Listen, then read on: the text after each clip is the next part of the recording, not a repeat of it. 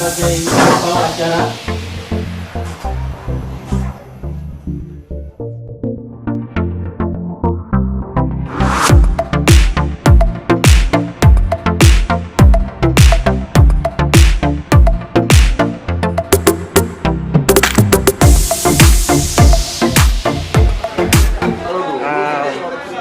Lomba tari virtual ini memang diselenggarakan baru pertama kali berkolaborasi dengan Astrabi. Kenapa? Karena kita tahu kita kan dalam masa pandemi. Jadi satu, untuk mengisi waktu dan membangkitkan, memelihara daya kreativitas adik-adik kita, maka di masa pandemi yang di rumah aja gitu kan, nanti kita khawatir teman-teman adik-adik kita tidak bisa berkreasi, maka kita beri ruang untuk itu. Dan alhamdulillah kita berkolaborasi dengan Astrabi dan ternyata peminatnya itu luar biasa. Itu pesertanya sampai ratusan. Kita tidak duga. Nah, artinya apa? Artinya di satu sisi memang ada kecintaan, ada keinginan daripada katakanlah anak-anak kita untuk terus berlatih, untuk terus berkreasi. Di sisi lain juga yang dia latih, yang dia selama ini itu ingin ditampilkan, ingin dilihat. Nah, kesempatan itulah yang kita ingin berikan kepada anak-anak kita. Dan alhamdulillah kalau kita lihat penampilan mereka ini kan kita tampilkan di YouTube. Kalau kita perhatikan, viewernya itu luar biasa. Artinya apa? Artinya ini juga menjadi satu momen, satu kesempatan, metode yang harus terus kita kembangkan. Kenapa? Karena ternyata dalam situasi sekarang ini pemanfaatan sosial media menjadi sebuah keniscayaan. Dan wabil khusus dalam hal tari ini sangat demikian besar peminatnya. Dan tentu saja ini akan kita kembangkan di bidang-bidang lain, bukan hanya tari. Seperti tadi Bang Anwar bilang, Astrabi juga akan menggelar satu festival silat secara virtual. Kemudian juga ada puisi dan lain-lain. Jadi semua cabang seni budaya yang ada yang menjadi anggota daripada LKB akan kita kolaborasikan. Selama ini kan Lembaga Budaya Betawi yang Bapak sampaikan tadi kan semenjak ada Gubernur Ali Sadikin, Pak. Sejauh apa peran serta pemerintah untuk mengembangkan Lembaga Budaya Betawi khususnya ada di DKI ini? Ya, memang LKB itu didirikan oleh pemerintah DKI Jakarta, masyarakat Betawi, dan juga Universitas Indonesia saat itu tahun 2006. Tugasnya tadi saya bilang upaya pelestarian, pembinaan, dan pengembangan. Kalau kita lihat perjalanan panjang sudah lebih dari 40 tahun, itu memang belum optimal. Kenapa? Karena tadi yang saya bilang, kita berharap adanya Perda Pelestarian Budaya Betawi itu betul-betul bisa diimplementasikan. Namun masih terkendala karena apa? Karena belum ada pergub-pergub yang mengatur lebih detail tentang bagaimana seni budaya Betawi itu diimplementasikan di lapangan. Misalnya, saya sebut tadi kan tentang ornamen. Di dalam perda disebutkan bahwa bangunan di Provinsi DKI, pemerintah, masyarakat, apalagi di Situ Babakan ini menggunakan ornamen Betawi. Tetapi pergubnya belum ada sehingga belum menjadi kewajiban oleh developer, oleh perencana pembangunan pemerintah. Itu yang saya harapkan tadi, saya minta agar ini ada pergub sehingga secara otomatis seluruh pembangunan di DKI, wabil khusus misalnya kantor-kantor pemerintah, secara langsung ornamen Betawi menjadi bagian yang tidak terpisahkan. Satu. Yang kedua tadi soal implementasi bagaimana industri pariwisata misalnya. Bagaimana adik-adik kita menari, musik, dan lain-lain itu bisa tampil di setiap event di hotel, gitu kan, tempat-tempat hiburan. Itu dasar hukumnya sudah ada di dalam perda, tapi belum ada pergubnya, sehingga penafsiran teman-teman di industri pariwisata itu masih belum satu.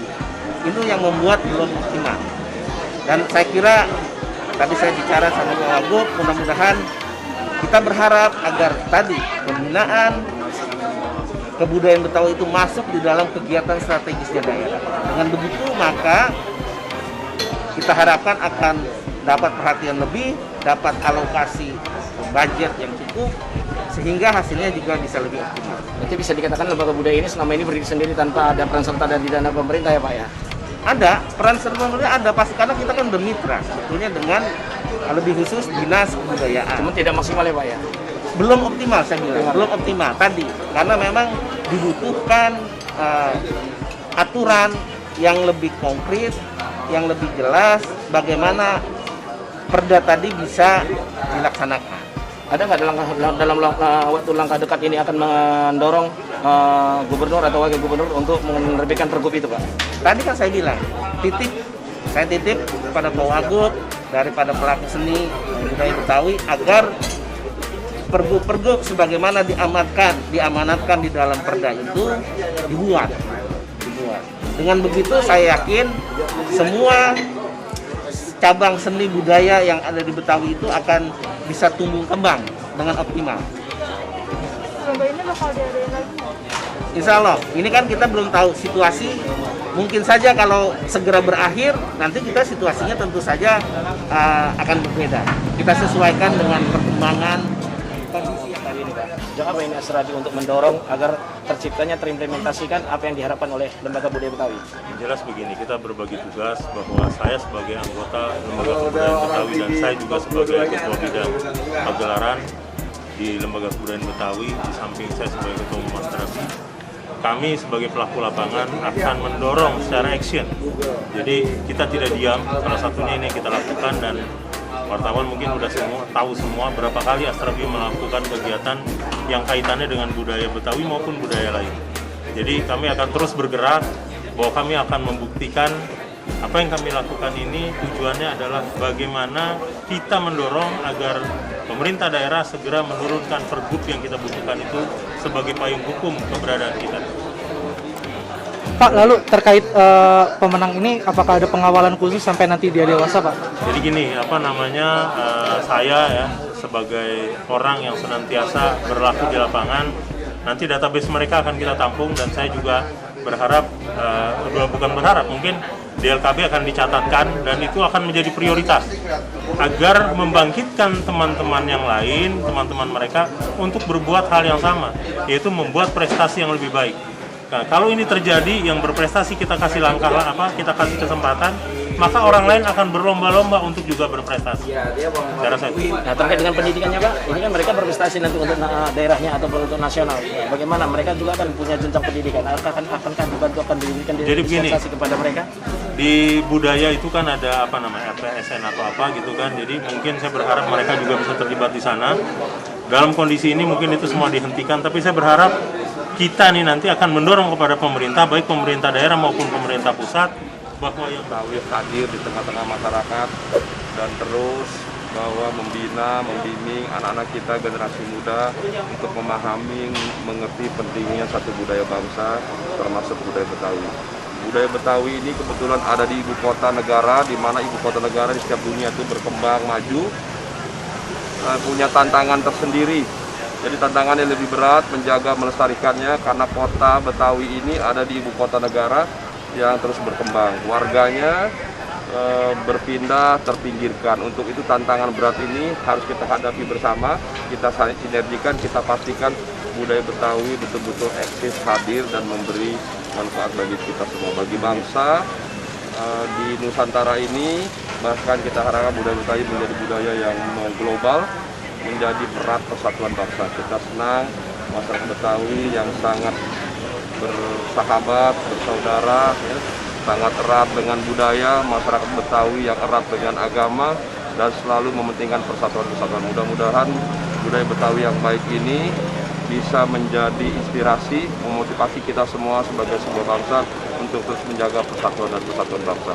Dan adik-adik yang juara terus tampil, memberikan energi positifnya untuk kepentingan generasi muda. terkait dengan yang didorong oleh lembaga budaya Betawi ini Pak, sejauh apa nanti Bapak akan memperjuangkan Pak? Soal kegiatan yang diperjuangkan tadi, soal kegiatan strategis budaya, kegiatan strategis daerah, tentu kami sangat mendukung dan senang. Tugas kami di Pemprov memastikan bahwa budaya Betawi ini hadir dalam regulasi yang kami